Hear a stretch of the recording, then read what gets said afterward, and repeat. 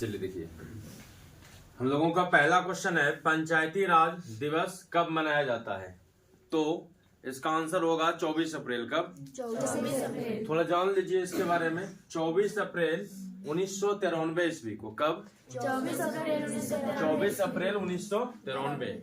24 अप्रैल 1993 ईस्वी को भारत में पंचायती राज व्यवस्था लागू हुआ था। ठीक है, और इसको लागू होने के उपलक्ष्य में ही हम लोग क्या मनाते हैं 24 अप्रैल को? पंचायती राज दिवस। पंचायती राज दिवस। ठीक है, अब एक बात और जान लीजिए, बलवंत राय मेहता को भारतीय पंचायती राज व्यवस्था का जनक या पिता माना जाता है। ये क्वेश्चन आता है आपके एग्जाम में कि बताइए भारतीय पंचायती राज व्यवस्था का जनक किसे मानते हैं, पिता किसे मानते हैं? बलवंत राय मेहता को, क्योंकि बलवंत राय मेहता के द्वारा 1957 ईस्वी में एक कमेटी का स्थापना किया गया था जिसका नाम दिया गया था बलवंत राय मेहता समिति। ठीक है, और इसी के सिफारिश पर बाद में 1993 ईस्वी में भारत में पंचायती राज व्यवस्था को क्या किया गया? लागू किया गया।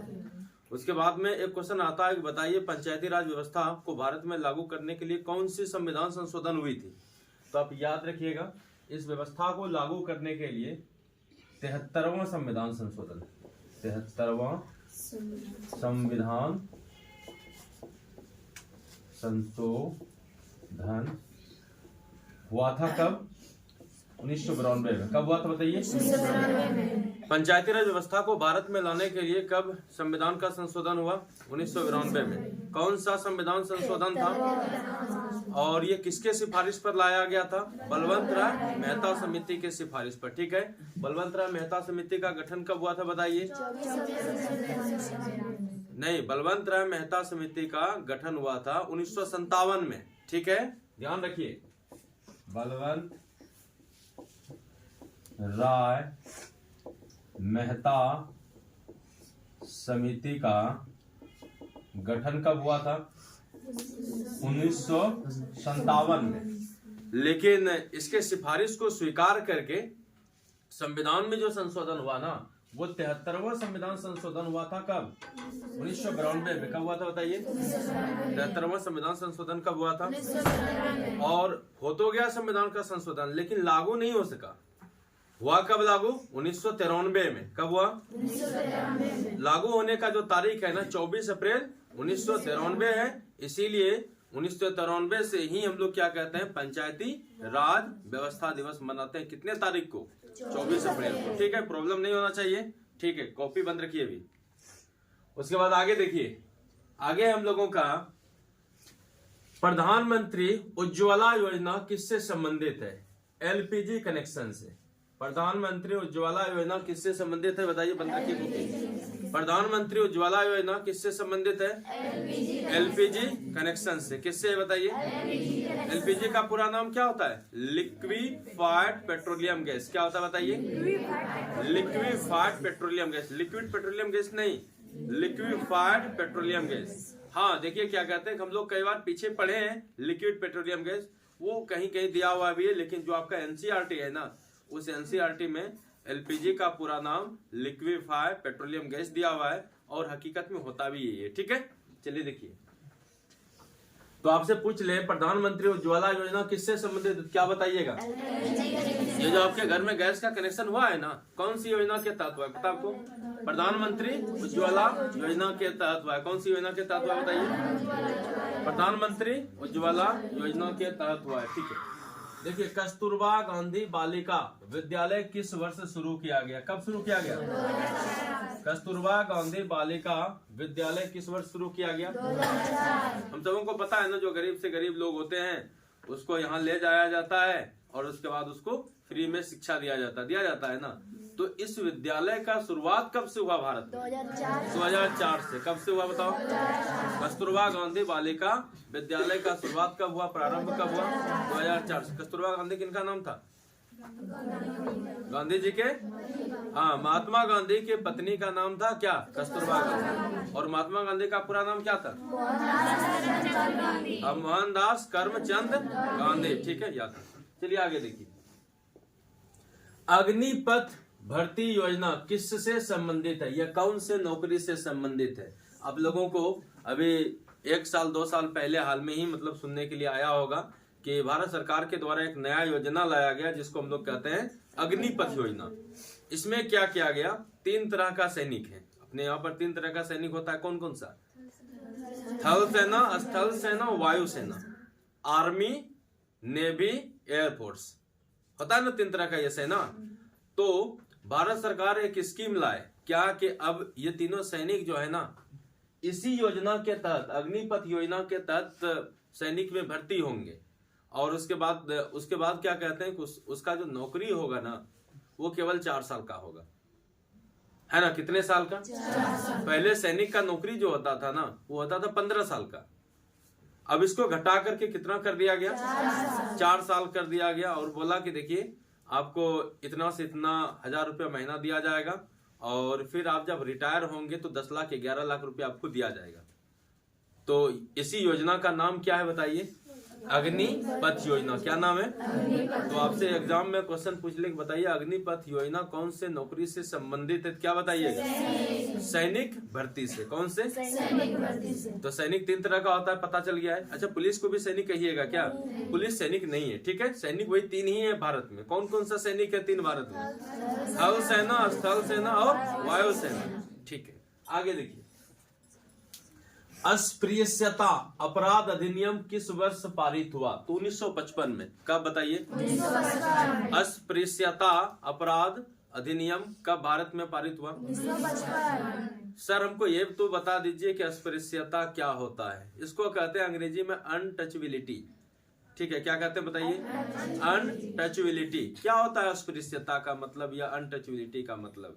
तो इसका मतलब होता है कि पहले जो है ना भेदभाव किया जाता था, जाति के नाम पर, रंग के नाम पर नहीं किया जाता था। भीमराव अंबेडकर पूरे जीवन इसके लिए लड़े हैं ना। तो क्या होता था अस्पृश्यता? अस्पृश्यता का अर्थ था भेदभाव, छुआछूत। अब भारत में आप किसी धर्म या किसी जाति को लेकर के, किसी रंग को लेकर के, किसी रूप को लेकर के आप छुआछूत नहीं कर सकते हैं। करेंगे तो इस अधिनियम के तहत आप जेल जाएंगे। अस्पृश्यता अपराध अधिनियम 1955 के तहत आप कहां जाएंगे? जेल जाएंगे। और भारतीय संविधान के एक अनुच्छेद, याद रखिएगा ये भी पूछता है एग्जाम में, अनुच्छेद 17, इसमें किसका अंत किया गया है?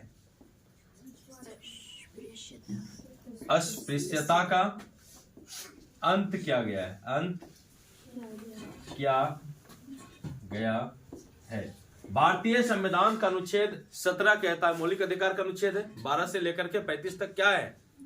मौलिक अधिकार, है ना। तो इसमें ये भी एक अनुच्छेद 12 भी एक अनुच्छेद है, सॉरी अनुच्छेद 17 भी एक अनुच्छेद है। इसमें कहा गया है कि कोई भी भारतीय किसी भी धर्म, जाति या संप्रदाय के नाम पर क्या नहीं कर सकता है? छुआछूत नहीं कर सकता है, भेदभाव नहीं कर सकता है। अगर आप ऐसा करते हैं तो ये आपके लिए क्या है? दंडनीय अपराध है, ठीक है। चलिए देखिए, तो आपसे एग्जाम में क्वेश्चन पूछ लिया अस्पृश्यता अपराध अधिनियम किस वर्ष पारित हुआ? तो क्या बताइएगा? 1955। कब? अस्पृश्यता अपराध अधिनियम किस वर्ष पारित हुआ? आगे देखिए, किस वर्ष संसद के दोनों, देखिए इसमें छूट गया, थोड़ा सा आप ऐड कर लीजिएगा, यहां हम नीचे कर रहे हैं, ठीक है।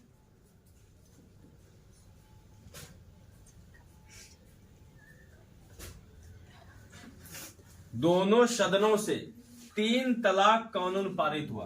देखो क्वेश्चन फिर समझ लो, किस वर्ष संसद के दोनों सदनों से 3 तलाक कानून पारित हुआ? ठीक है, तो आप याद रखिएगा कब हुआ ये। अच्छा, ये तलाक कितने प्रकार का होता है पता है आप लोगों को क्या? तलाक कितने प्रकार का होता है? तलाक 3 प्रकार का होता है। कितने प्रकार का? तलाक कितने प्रकार का होता है बताओ? क्या होता था पहले? देखिए ये एक तरह से मेरे हिसाब से ये बुरा प्रथा था, है ना। क्या बुरा प्रथा था? पहले अगर कोई क्या कहते हैं, इस्लाम धर्म में कोई अगर शादीशुदा कपल है और अगर किसी पति को अपनी पत्नी पसंद ना आए, किसी कारण से वो उनको लगे कि नहीं इसको छोड़ना चाहिए, तो वो क्या करते थे पता है? फोन पर फोन करते थे पत्नी को, 3 बार तलाक तलाक तलाक तलाक हो गया, खत्म हो गया रिश्ता। मैसेज कर देते थे ईमेल, 3 बार तलाक तलाक तलाक तलाक खत्म, मतलब शादी खत्म। व्हाट्सएप पे मैसेज कर देते थे 3 बार तलाक तलाक तलाक खत्म। क्या ये अच्छा व्यवस्था था? क्या ये लड़कियों के साथ में अन्याय नहीं था? था ना? तो क्या कहते हैं, ये वाला व्यवस्था खत्म किया गया।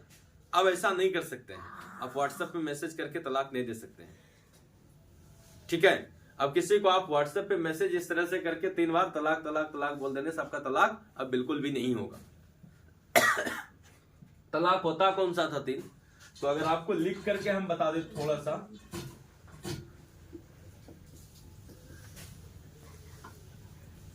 तलाक जो है ना,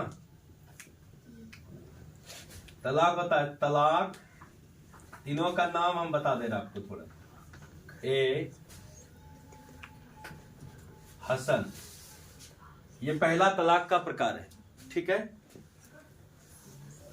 और दूसरा है तलाक ए अहसन।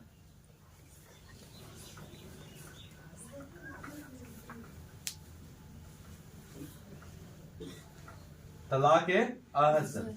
और तीसरा जो तलाक का प्रकार होता है वो होता है तलाक ए विद्दत। क्या क्या नाम होता है बोलो? तो कोई पूछे तलाक कितने प्रकार का होता है? 3 प्रकार का। कौन कौन सा? तलाक ए हसन, तलाक ए अहसन, तलाक ए विद्दत। तलाक क्या होता है भाई? तो इस्लाम धर्म में कैसा व्यवस्था है? अभी भी है, अभी एक ही खत्म हुआ है, ठीक है? 2 है ही अभी।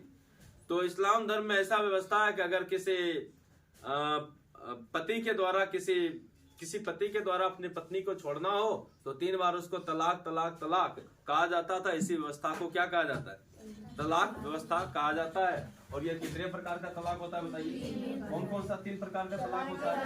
तलाक ए हसन, तलाक ए अहसन, तलाक ए विद्दत। किसी को दिक्कत है तो वो आप व्हाट्सएप पे मैसेज करके आप तलाक नहीं दे सकते अपने पत्नी को, ये खत्म कर दिया गया व्यवस्था।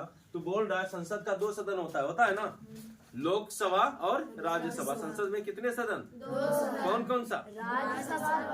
राज्यसभा और संसद में कितने सदन होते बोलो? 2 कौन कौन सा होता है? राज्यसभा और राज्यसभा को हम लोग वृद्धों का सदन भी कहते हैं। क्या कहते हैं? वृद्धों का सदन। राज्यसभा को हम लोग किसका सदन कहते हैं? वृद्धों का सदन। राज्यसभा के सदस्य बनने के लिए आपका उम्र कम से कम 30 साल होना चाहिए। कितना होना चाहिए? लोकसभा का जबकि सदस्य बनने के लिए आपका उम्र सीमा कम से कम 25 साल होना चाहिए। कितना साल होना चाहिए? किसी को दिक्कत है? तो संसद के कितने सदन हो गए? कौन कौन सा? राज्यसभा और लोकसभा। तो वही यहाँ पर लिखा हुआ है, देख लीजिए कहाँ चला गया। किस वर्ष संसद के दोनों सदन का मतलब समझ में आ रहा है? लोकसभा और राज्यसभा से 3 तलाक कानून पारित हो गया कि व्हाट्सएप पर अब मैसेज अपने पत्नी को आप करके तलाक नहीं दे सकते हैं। ये किस वर्ष कानून आ गया भारत में? 2018। याद रहा? तो आपसे क्वेश्चन पूछा जाएगा, बताओ 3 तलाक बिल कब पारित हुआ? क्या बताइएगा? 2018। तलाक कितने प्रकार का होता है? तुम लोग भी तलाक दोगे क्या? नहीं देना। चलो देखो, अब आगे क्वेश्चन है, अस्तित्व के लिए संघर्ष की अवधारणा किसने प्रस्तुत की? है ना, चार्ल्स डार्विन। अस्तित्व के लिए संघर्ष का सिद्धांत किनके द्वारा दिया गया है बताइए? Charles Darwin. क्या होता है अस्तित्व के लिए संघर्ष? बोल रहा है कि अगर आपको अपने अस्तित्व को बचा करके रखना है ना तो आपको क्या करना पड़ेगा? संघर्ष करना पड़ेगा। समझ गए बात को? अगर आपको जीवन में कुछ पाना है तो कुछ खोना भी पड़ेगा। आपको अगर बड़ा होना है तो इसके लिए क्या करना पड़ेगा? संघर्ष करना पड़ेगा। वैसे सोया हुआ कौन रहता है? उधर से कहना किसी का हम। तो आप समझ रहे हैं, आपको यानी जिंदा दिखाने के लिए क्या करना पड़ेगा? अपने आप को संघर्ष में लाना पड़ेगा। तो ये क्या कहते हैं कि कार्य क्षेत्र के मैदान में लाना पड़ेगा। तो इस सिद्धांत को सबसे पहले किनके द्वारा दिया गया? तो आपसे एग्जाम में क्वेश्चन पूछ ले, बताइए अस्तित्व के लिए संघर्ष का सिद्धांत किनके द्वारा दिया गया? चलिए देखिए उसके बाद अगला क्वेश्चन है, ह्यूमन सोसाइटी एक किताब का नाम है। डेली किताब का नाम आएगा। ह्यूमन सोसाइटी नामक पुस्तक के लेखक कौन है? Kingsley Davis. क्या नाम है बताइए? ह्यूमन सोसाइटी नामक पुस्तक के लेखक कौन है? Kingsley Davis. क्या नाम है बताओ? ह्यूमन सोसाइटी नामक पुस्तक के लेखक कौन है? Kingsley Davis. ह्यूमन सोसाइटी नामक पुस्तक के लेखक कौन है? उसके बाद अगला देखिए, चिपको आंदोलन किससे संबंधित है? किससे संबंधित है? ये तो आप लोग पहले से भी जानते हैं। चिपको आंदोलन किससे संबंधित है बताइए? क्या होता था इसमें ना, इसमें महिलाएं पेड़ों से चिपक चिपक करके उसको काटने वाले से बचाते थे ना। और इसका शुरुआत 1973 या 1970 के दशक में किया गया था। हालांकि चिपको आंदोलन का सबसे पहले प्रारंभ जो हुआ था वो राजस्थान से हुआ था। बाद में बड़े पैमाने पर जो हुआ वो उत्तराखंड में हुआ। समझ गए बात को? याद रखिएगा। तो चिपको आंदोलन किससे संबंधित है बता दीजिए एक बार। वृक्षों की रक्षा से। अब ये देखो इंपॉर्टेंट क्वेश्चन है, डॉल्फिन मैन ऑफ इंडिया के नाम से कौन मशहूर है? मशहूर है ना। डॉल्फिन मैन ऑफ इंडिया के नाम से कौन क्या बोलता है? मशहूर है। डॉल्फिन मैन ऑफ इंडिया के नाम से कौन फेमस है? ठीक है, चलिए छोड़िए उसको। तो कौन फेमस है भाई? रविंद्र कुमार सिन्हा। कौन फेमस है? Ravindra Kumar Sinha. Dolphin man of India के नाम से कौन फेमस है बताइए? Ravindra Kumar Sinha. Dolphin man of India के नाम से कौन फेमस है? रविंद्र कुमार सिन्हा। उसके बाद अगला देखिए, बिहार में किसान संघ की स्थापना किनके द्वारा किया गया? सदानंद सरस्वती। बिहार में किसान संघ की स्थापना किनके द्वारा किया गया बताइए? सदानंद सरस्वती। तो पूछेगा आपके एग्जाम में, पूछा जाता है। ये जितना क्वेश्चन देख रहे हैं ये सब पूछा गया है। बिहार में किसान संघ का स्थापना किनके द्वारा किया गया बताइए? सदानंद सरस्वती। आगे बताइए, किस समाज में हठ विवाह का प्रचलन है? करबो तो रेस है ना। किस विवाह में हठ विवाह का प्रचलन है बताइए? कौन से विवाह में? जनजातीय समाज में। कौन से विवाह बताओ? कौन से समाज में? तो क्वेश्चन पूछेगा कि कौन से समाज में हठ विवाह एक प्रकार से प्रचलन में है, तो क्या बताओगे? जनजातीय समाज में। जनजातीय समाज में। समझ रहे हैं ना? कौन से समाज में हठ विवाह प्रचलन में, तो क्या बताइए? जनजातीय समाज में। प्रॉब्लम है इसमें? किसी को दिक्कत है कहीं तो पूछिए।